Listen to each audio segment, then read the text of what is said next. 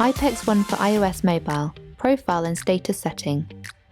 Welcome to the iPECS 1 for iOS user video. If you haven't already downloaded and logged into iPECS 1, then please watch the previous video. To make a change to your profile in iPECS 1, start by tapping the menu icon, 3 horizontal lines, on the top left of the screen.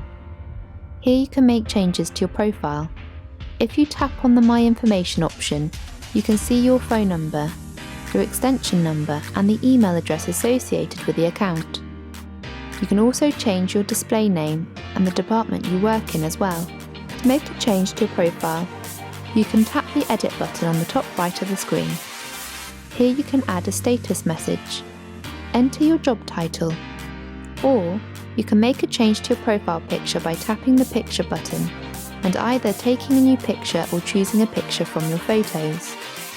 To go back to your profile screen, tap the arrow key on the top left of the screen to go back to the menu. Tapping the arrow key next to your extension number displays more options within your profile. Here you can change your status. This lets your colleagues know if you're online, busy working on another task, or you can also set your status to Do Not Disturb, which means you will not be able to receive any calls from internal or external parties. This menu also allows you to control notifications and call forwarding. To set up a call forward, select Call Forward, and then enter the name or number of the colleague that you would like to forward the calls onto. Call forwarding settings are also included here.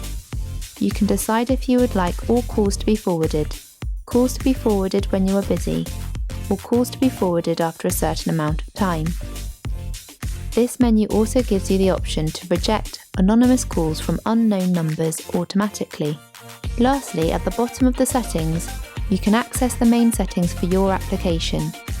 For example, under Device Management, you can see which iPECS 1 devices you have accessed and which ones you have used to log into iPECS 1 in the past.